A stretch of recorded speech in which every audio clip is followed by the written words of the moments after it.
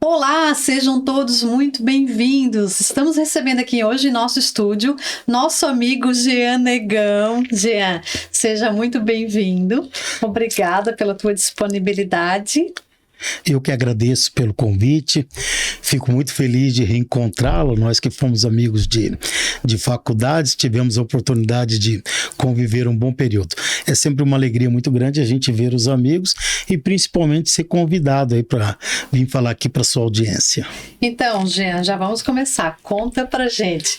Fala um pouco aí da tua trajetória profissional, como você iniciou na política, a feijoada do Jean, que a gente não poderia deixar de falar também. É contigo. Que coisa boa. Então, eu cheguei a Palhoça em 1990. Aqui tive a oportunidade de conhecer duas pessoas maravilhosas, o Edgar Scheng, que era um grande produtor de eventos aí na década de 1990, já falecido, e também o João do Jornal Palhocense. Foram duas pessoas que eu me relacionei aqui no início, inclusive acabei pela necessidade morando na casa de um e na casa de outro, tá? Então me receberam muito bem e fizeram essa introdução da minha vida na cidade de Palhoça. Eu acredito que foi amor à primeira vista, até porque depois disso eu nunca mais fui embora desse lugar, e aqui eu tive todas as oportunidades da vida.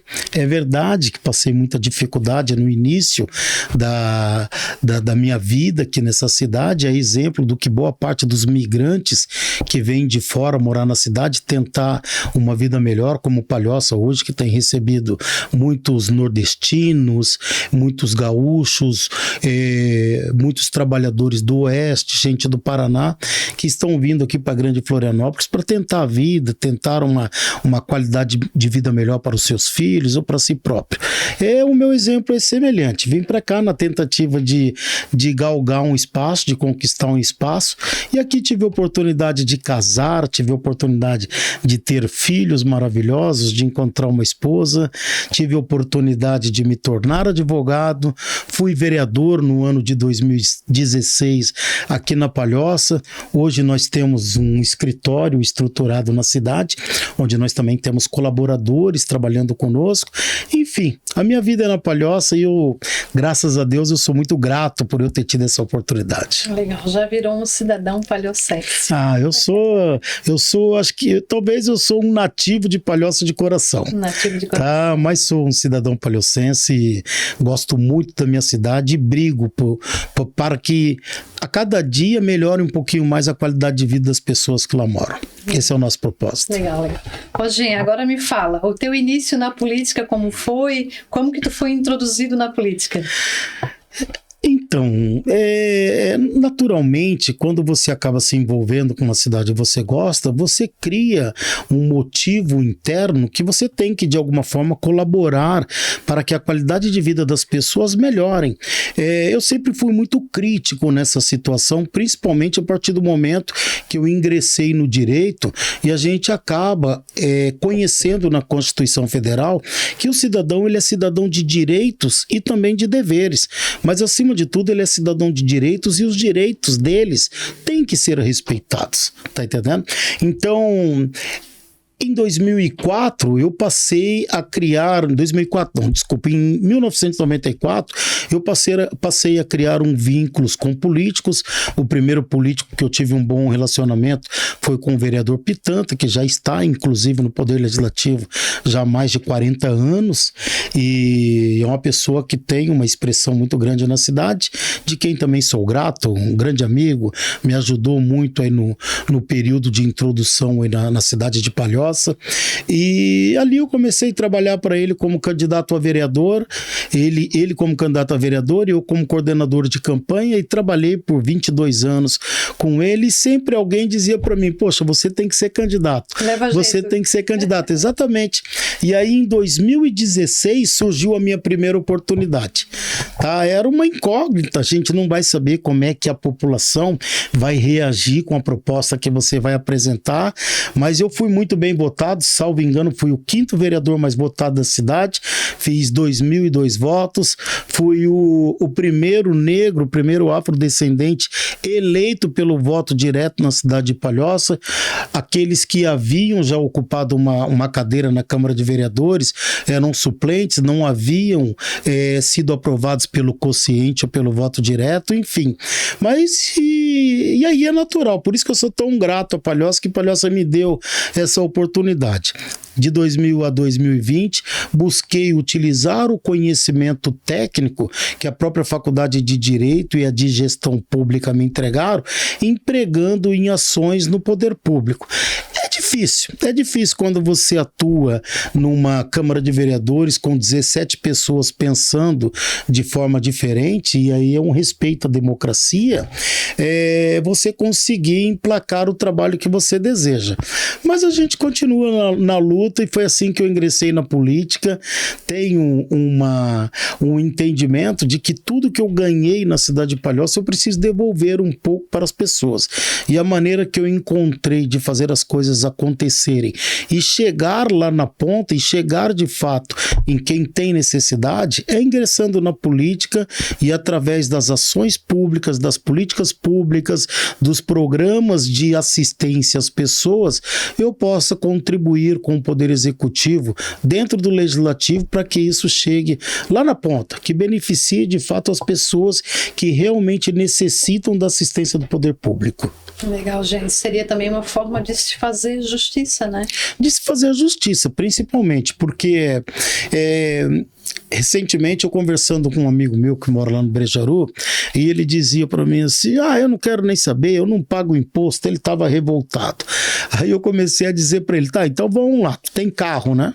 No carro tu paga imposto, tu paga na gasolina, você paga agora que retornou o IPVA, você paga imposto no teu seguro, você paga imposto na cerveja. Ô Jean, na tua opinião, tu não acha que a imagem do político, devido a tantos acontecimentos no Brasil, né, na esfera nacional, tu não acha que está meio desgastada, para não dizer muito? Meio não, eu acho que está inteiramente desgastada. O político tem dado diversos motivos para que a sua imagem seja mal vista pelos cidadãos. Tá? Primeiro porque político, como vereadores e deputados, acham que são autoridades. Não são. São agentes políticos com capacidade para representar o povo. A Constituição Federal ela é muito clara no seu preâmbulo. Todo poder emana do povo, e o poder do povo é representado nas casas legislativas, tá? Na Câmara de Vereadores, na Assembleia Legislativa, no Congresso Nacional. É a mesma coisa do servidor. O servidor público acha que ele é autoridade e que ele tem o poder, né? Tanto é que ele bota lá, artigo 231, papel atrás dele, desacatar servidor público no exercício da sua função é crime. Muitas vezes ele não sabe nem o que significa desacatar, mas ele se sente tão poderoso com aquilo ali, quando na verdade ele é servidor. A Constituição Federal cita por diversas vezes o servidor público. O servidor público está ali para servir o cidadão, está ali para servir o contribuinte pagador de impostos. E aí os políticos e os servidores públicos têm dado muito motivo aos cidadãos para se revoltarem contra eles, tá? Principalmente os vereadores. Infelizmente, a qualidade intelectual de boa parte dos vereadores que estão ocupando as câmaras de vereadores, é lógico que tem bastante exceções, mas o nível é muito ruim. O nível é muito ruim. E não adianta você dizer assim, mas é porque ele tem pouca escolaridade. Eu não vejo isso como justificativa, porque quem quer conhecimento vai buscar. Mesmo você não tendo oportunidade de estudar o ensino regular, mas você tem a capacidade de ler, de buscar conhecimento. E isso é extremamente necessário para que você atue nas ações de resolução de conflitos da sociedade.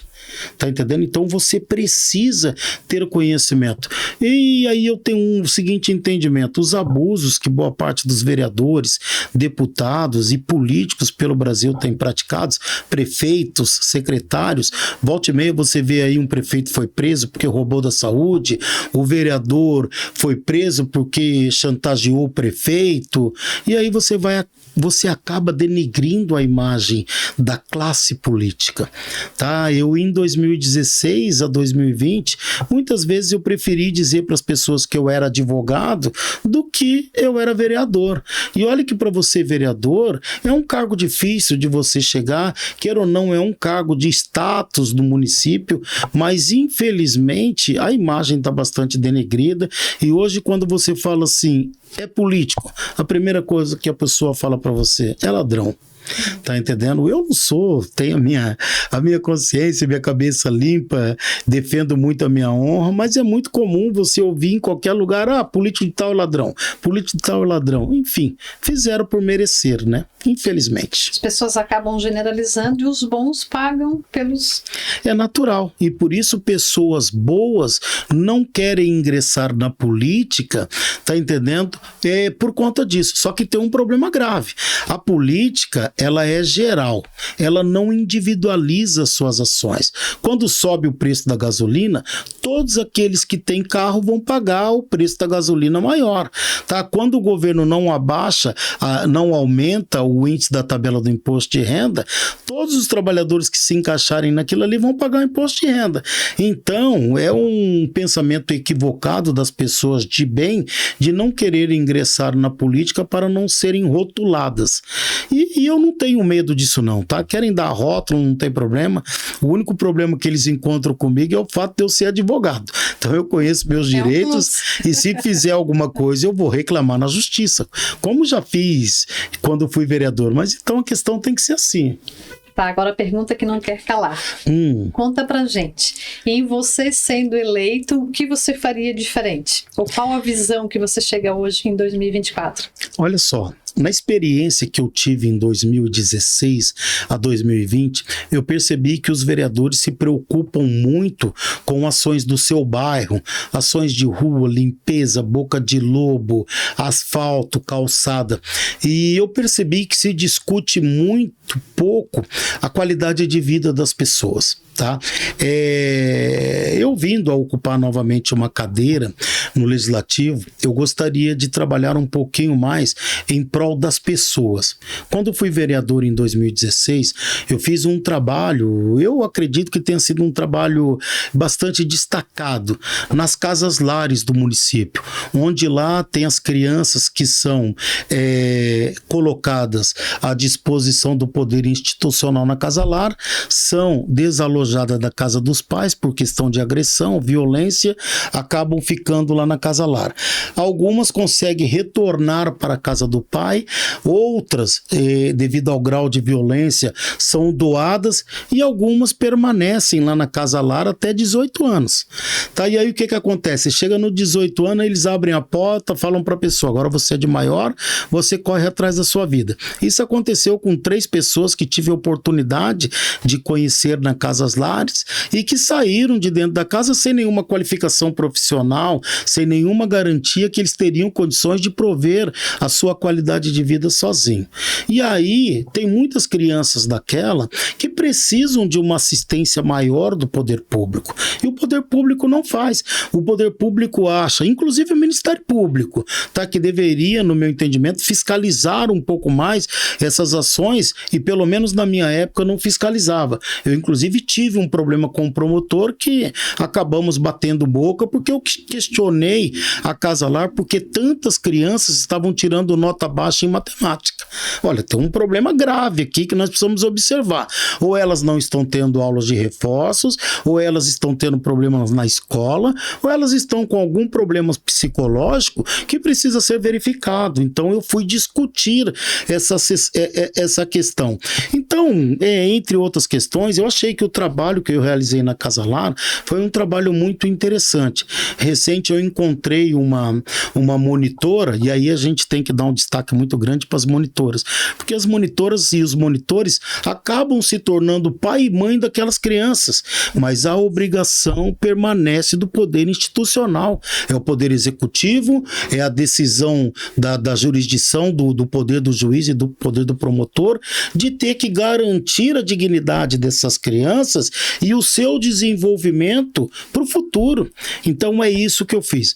Hoje nós temos um problema muito grande na sociedade, que é a questão dos autistas, tá?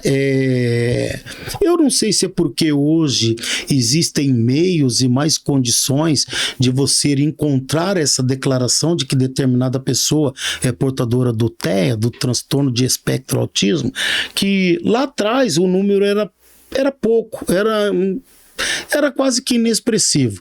Mas uma pesquisa realizada em 2021, comparada a uma pesquisa realizada em 2023, demonstrou que houve um aumento no Brasil de mais de 22% de novos casos. E aí, considerando a população que nós temos, eles fizeram um levantamento que hoje nós teríamos quase 5 milhões de crianças portadoras de autismo. É um número muito expressivo. E aí tem uma grande questão que talvez para mim seja o maior problema. Quando você olha uma criança deficiente, que ela tem uma amputação no braço, ou ela tem ela é portadora de uma deficiência especial, você consegue imediatamente entender a situação daquela criança. É visível, né? O autista não te dá essa possibilidade em alguns casos, tá? E o autista, você olha, puxa, mas é uma pessoa normal, e você vai querer tratá-lo como uma pessoa normal. E o organismo dele não te dá essa condição, porque o autista, ele limita a interação, ele tem uma dificuldade, e toda a interação social traz a ele uma consequência na sua saúde, dor de cabeça, dor nos olhos, dificuldade para dormir, irritação, enfim. E aí o que acontece? Aí você manda uma criança dessa para a escola, o município tem a responsabilidade lá, se eu não me engano, de cada 3 crianças ter um professor adicional na sala, aí o secretário da educação, por mero desconhecimento ou por economia, ele diz o seguinte: mas eu preciso saber qual é o grau do espectro autismo que essa criança tem para colocar o segundo professor. Coisa nenhuma. A lei fala que é o seguinte: a cada 3 crianças tem que ter um professor. Se ele tem um grau leve, um grau um pouquinho mais agressivo, tem que ter o segundo professor. Outra questão, os planos de saúde também estão na mesma brincadeira. Não querem bancar o tratamento, não querem dar atenção. E aí os deputados, eles precisam adotar a providência, tá entendendo? Principalmente o Congresso Nacional, de mudar a regra, de dizer o seguinte: não, peraí. O esquema é assim, vocês têm a obrigação de dar o devido tratamento. Então tem essas questões. E aí eu gostaria de trabalhar para essas pessoas. Eu acho que nós precisamos melhorar a qualidade de vida das pessoas. Nós precisamos gerar emprego para aumentar a renda do pai de família, porque o pai de família que está trabalhando e está tendo uma boa renda, ele não vai no posto de saúde. Se o filho dele estiver doente, ele não vai buscar remédio na farmácia do posto de saúde. Eu tenho certeza disso, porque eu também já passei muita dificuldade na minha vida financeira, mas sempre que eu tive trabalho, eu tinha oportunidade de ir na farmácia e comprar a medicação que a minha filha precisa. Tá entendendo? Então a gente precisa olhar para essas questões para a gente melhorar a qualidade de vida das pessoas. Largar um pouquinho, tudo bem, vamos fazer o trabalho da rua, vamos fazer o trabalho da boca de lobo, da calçada, mas nós precisamos trabalhar para o ser humano. Nós precisamos trabalhar para o jovem que está saindo da faculdade agora, ansioso por uma vaga de emprego. O poder público tem que trabalhar para qualificar tecnicamente esse jovem e criar a ele a oportunidade de ingressar no mercado. E isso é através de programas permanentes, celebrados junto com o empresário, junto com o poder público, iniciativa privada e poder público trabalhando junto. É você fazer um diagnóstico de qual qual a situação da tua cidade, a situação econômica, qual o tipo de mão de obra que você necessita na sua cidade para você incentivar o empresário a produzir mais e você gerar mais empregos para essas pessoas. Você criar acesso à educação, à saúde, tá entendendo? E eu acho que é isso. A gente precisa passar a se preocupar mais com as pessoas. Eu tenho uma metáfora que eu acho muito interessante e vocês podem fazer um exercício. Muitas vezes nós entramos num elevador e uma pessoa entra em seguida. Essa pessoa ela não dá bom dia para quem está no elevador. Ela não cumprimenta quem está no elevador. Sabe o que isso aí para mim? Parece que é a síndrome do fantasma. A pessoa entrou e parece que dentro do elevador não tem ninguém. É porque as pessoas não estão mais preocupadas com o próximo. É isso que está acontecendo. Você, para mim, dentro do elevador é indiferente. É mais ou menos isso que ela está querendo te dizer. E as pessoas estão caminhando na rua, as pessoas, principalmente que têm poder aquisitivo, e os políticos da cidade, eles precisam ter a sensibilidade que nós não vivemos só numa sociedade. O próprio Aristóteles, ele fala que você sozinho na sociedade, você não é ninguém. Você não vive numa sociedade. E quando a gente vive em sociedade, a gente tem que ajudar o próximo. Eu acho que a minha filosofia política, caso eu volte para o legislativo, acho não, tenho certeza, dentro de todo o conhecimento que eu tenho adquirido, ele vai ser focado na pessoa, no ser humano. Legal, legal. Jean, vamos falar de uma dor ainda que a gente tem, os municípios que compõem a região da Grande Florianópolis. A dor, acho que maior, né, entre a educação é a saúde, né? Como anda a saúde da Palhoça? Olha, eu sei que o secretário de Palhoça, o vereador Rosinei, inclusive foi secretário há muito tempo, pessoa por quem eu tenho uma admiração, ele tenta fazer os investimentos necessários. Só que eu tenho o seguinte entendimento. E aí eu quero dizer para você o seguinte: Palhoça em 1994, 95, Palhoça deveria ter aí próximo de 65 a 70 mil habitantes. Tá, esse era mais ou menos o número de Palhoça. Em 2024, nós estamos aí, segundo o IBGE, com 222 mil habitantes. Quer dizer que praticamente em 20 anos, nós quase quadruplicamos a nossa população. E aí, se você andar pelas vias de Palhoça, você vai ver que Palhoça praticamente tem os mesmos traçados. E ela só foi esticando. Você vê que não tem planejamento. E aí você pega, por exemplo, a região da parte de cima da rodovia da BR-101, ali onde fica situado o Jardim Eldorado, vou colocar lá até a região do Pachecos, você olha o crescimento demográfico que ocorreu nessa região. Aí você olha também a região do Rio Grande, da Barra e Nova Palhoça e o Portal da Barra. Você vê quantas pessoas passaram a morar nessas regiões urbanas do nosso município. Segundo o IBGE, nós temos hoje 561 pessoas morando por quilômetro quadrado, tá? E isso daí é natural. Quando se trata de pessoas da classe C, pessoas que têm baixo poder aquisitivo ou que arrecada, que tem uma renda per capita média junto com a mulher aí em torno de 4, 5 mil reais, a mulher e o marido trabalhando, ele vai bater na porta do posto de saúde. E aí o posto de saúde precisa melhorar a sua forma de atendimento. E aí eu digo que precisa evoluir um pouquinho mais. Nós precisamos colocar a tecnologia a serviço das pessoas para que as pessoas não percam muito tempo no agendamento, para que pessoas não tenham a oportunidade de ser avisadas oportunamente da data do seu exame ou da sua consulta. Precisa melhorar muito. Muito, muito, muito. Nós precisamos, inclusive, melhorar a forma da relação humana. Quem procura um posto de saúde, ele não está feliz. Ele está lá procurando porque ele está com algum problema de saúde, ele está com alguma dificuldade. Então, quando ele chega num posto de saúde, ele precisa receber carinho, ele precisa receber atenção. As pessoas que lá estão lhe aguardando precisam estar preparadas para dar a satisfação das suas necessidades. E isso nós temos que criar um processo de agilização. Não estou aqui colocando a culpa nos atendentes, nos médicos que estão lá trabalhando, mas nós precisamos compreender o que está acontecendo internamente para melhorar a estrutura de trabalho. Tá? As pessoas precisam estar trabalhando feliz, em condição, com toda a estrutura necessária para satisfazer as necessidades de quem procura um posto de saúde. E aí eu falo para você novamente, o político ele precisa investir na qualidade de vida da pessoa. E quando ele faz esse planejamento e ele faz esse investimento, com toda certeza ele alcança o resultado. Jean, agora vamos falar de um assunto bem delicado. E o Hospital da Palhoça? Sai ou não sai? Então, a situação é o seguinte, todos desejam um hospital aqui na cidade de Palhoça. Só que eu acho que isso daí tem que partir do governo do estado. Quem tem que instalar uma estrutura hospitalar na cidade de Palhoça é o governo do estado. Por que eu digo que é o governo do estado?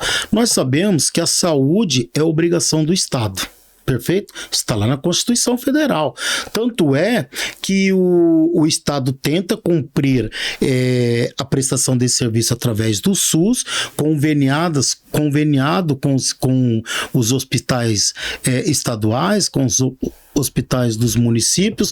Tanto é verdade que se você morar em São José e quiser consultar em Palhoça, Palhoça não pode impossibilitar de você ser atendido num núcleo lá na cidade de Palhoça. Por quê? Porque isso é uma garantia constitucional do cidadão. E aí eu digo para você o seguinte, Palhoça vai criar um hospital. Nós vamos ter que sustentar o hospital economicamente. Tudo bem, Palhoça hoje está chegando na casa dos 2 bilhões de arrecadação por ano. Pode ser que dê aí uma faixa aí de 150, 170 milhões aí por mês, mas eu vou dizer para você, não vai ser suficiente para satisfazer a necessidade de uma estrutura do hospital. Um hospital não é você montar uma estrutura física com um monte de salas, com uma recepção e não ter equipamentos, não ter especialistas, não ter médicos, enfermeiros prestando uma assistência. E a partir do momento que essas pessoas forem lá na Palhoça utilizar o hospital, o município vai ter que tirar o seu recurso para poder pagar essas despesas. Por isso, eu entendo que deveria partir do governo do estado. O político de Palhoça, tanto o Sérgio Guimarães quanto o Camilo Martins, eles teriam que brigar com o prefeito ou com o governador, ou trabalhar com o governador para que o governador construísse um hospital na cidade de Palhoça. Agora em Palhoça já está em fase de construção um hospital com a proposta de gestão pública-privada. De gestão privada com atendimento público-privado. Salvo o melhor engano, 40% ou 60% seria de atendimento destinado ao SUS, que seria a população, e 60% ou 40% seria o número destinados para atendimentos privados. Tá? O investimento desse hospital é totalmente privado, o poder público não tem nenhuma participação, e eu acredito que eles devam começar as suas atividades, eu acho que agora a partir de 2025. Eu acredito que isso já dará um alento à cidade de Palhoça, haja vista que Palhoça hoje possui sim muitas pessoas com condições financeiras para poder fazer a utilização de serviço. E aquilo, eu repito, o pai que tem renda, o pai que está trabalhando, que está ganhando bem, a mãe que está trabalhando, que está ganhando bem, não vai no posto de saúde, não vai buscar remédio no posto de saúde.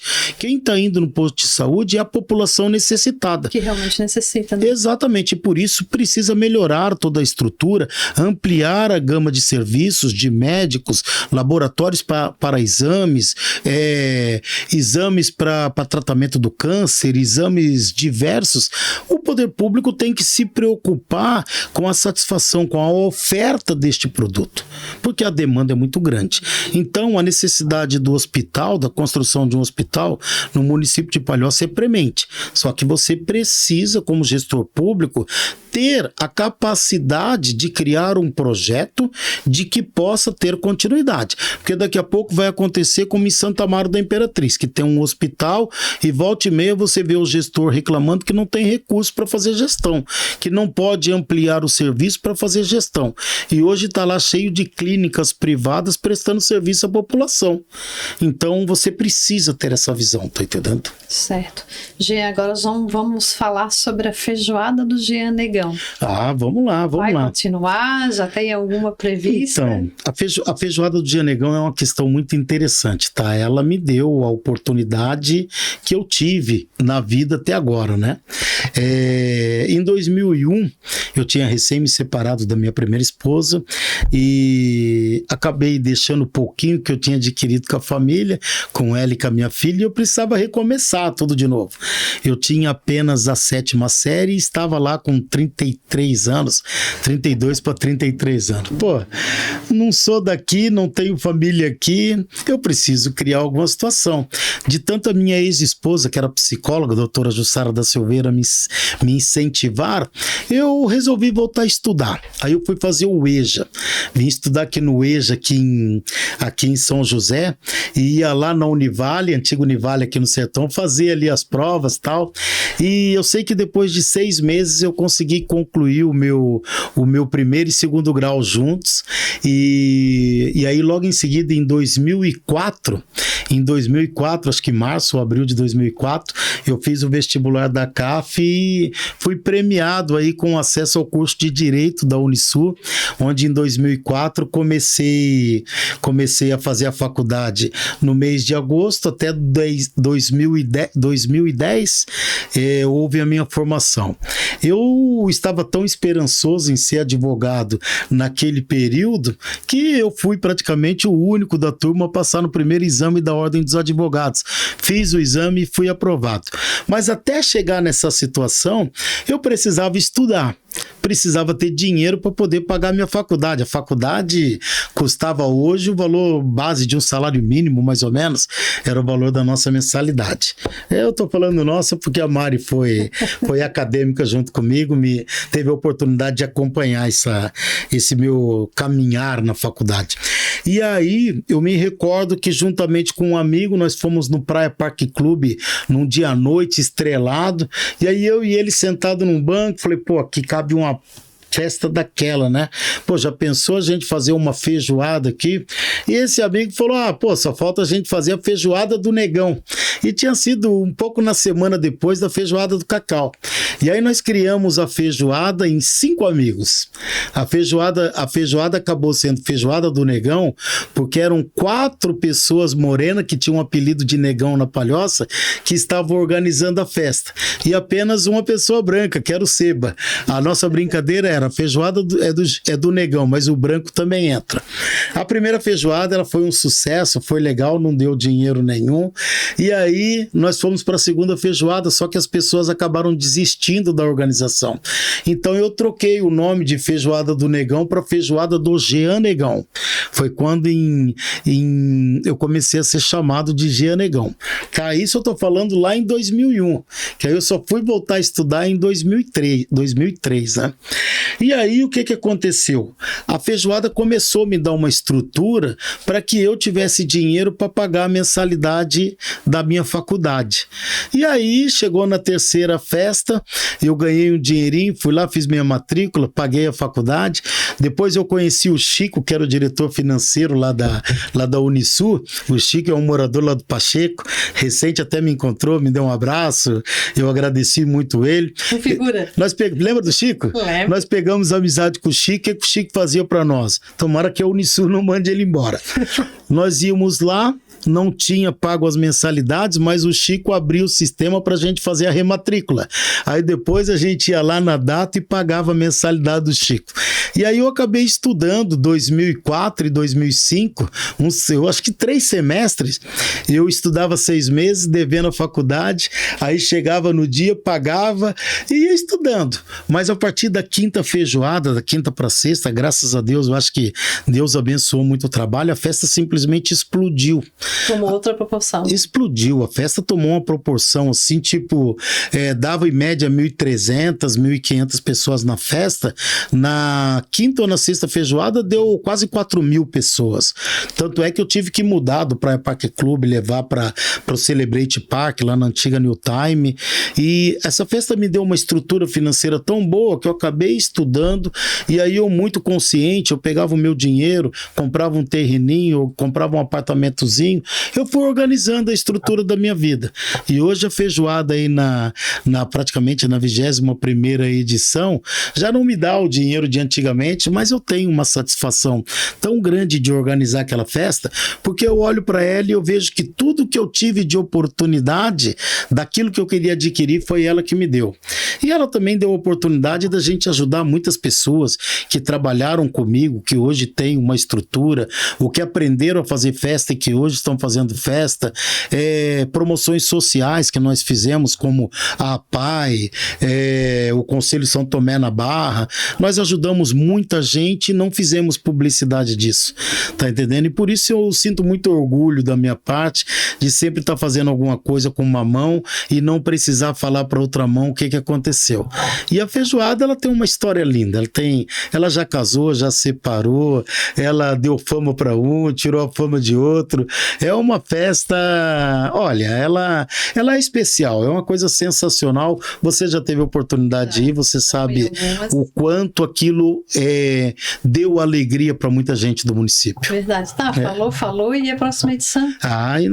Esse ano eu não quero fazer. Esse ano eu não quero fazer porque eu tô com muito trabalho, tá? Eu tô envolvido em 4 projetos. Então tem tudo pra gente programá-la para acontecer no sábado de carnaval de 2025, tá? A ideia é levar ela pra praia da Pinheiro, Praia do Sonho, Guarda do Embaú, criar um projeto específico para ela e levar para lá para divertir o turismo, né? A exemplo do que tá fazendo meu amigo Gui Pereira aí no norte da ilha, Capexada do Gui, que é realizada aí sempre na terça de carnaval. Quando tá fechando o carnaval, o Gui vai lá e coloca a estrutura dele, que é maravilhosa. Legal. Então vamos ver o que vai dar. Anotar na agenda de eventos. Anota na agenda. Possivelmente, sábado de carnaval, feijoada do Jean Negão, 22 anos. E aí, dessa vez, eu quero trazer uma banda grande. Ou trazer um Pichote, ou trazer uma banda de nome nacional aí para prestigiar aí o pessoal da nossa comunidade. Já de primeira mão dando spoiler. Dando spoiler, é isso aí. Jean, assim, vou deixar a palavra contigo, tá? Mais uma vez, eu já agradecemos a tua disponibilidade e deixa uma mensagem final aí, a palavra tá contigo. E seja sempre muito bem-vindo. E que sucesso na tua empreitada eleitoral. Que bom, Mari, que bom. Eu fico feliz de ter te reencontrado. A gente, logicamente, sempre que tem a oportunidade de nos encontrar nos eventos, a gente se abraça, beija. Isso é sinal que ficou uma coisa muito legal entre nós no período aí que nós iniciamos aí há mais de 20 anos. Pra tu ver, olha só tudo como a gente tudo isso, olha isso. Mesmo, né? Exatamente. Mas eu quero agradecer as pessoas, agradecer toda a tua audiência, tá? Por estar nos dando a oportunidade de vir aqui falar um pouco da gente, dizer para as pessoas que elas não podem perder a esperança, que elas precisam ter amor ao próximo, nós precisamos ajudar ao próximo, nós precisamos ser útil a alguém, porque senão a nossa passagem aqui não vai ter justificativa alguma, tá entendendo? Não adianta a gente querer ser o diferente, mas a gente ser o diferente diante do nosso próximo. Então é nisso que eu acredito. Eu vim de uma situação muito difícil, quem conhece a minha história, hoje eu falo com facilidade, antes eu sofria, mas hoje eu falo com facilidade. Eu vim de uma situação de muita dificuldade, mas eu trabalhei, venci, acreditei nas pessoas, e se eu conseguir, todos conseguirão. Principalmente esse pessoal nordestino que está vindo aí morar na Palhoça, que sejam muito bem-vindos à nossa cidade. Palhoça é uma cidade maravilhosa, tem um coração enorme e vai receber o pessoal do oeste, o pessoal do sul, o próprio palhocense. Nós precisamos caminhar juntos para construir uma Palhoça cada vez melhor para que a gente possa viver com qualidade de vida e que a gente possa garantir o futuro dos nossos filhos dentro da cidade de Palhoça. É isso. Tá? Um abraço do Jean Negão, estou aí à disposição sempre.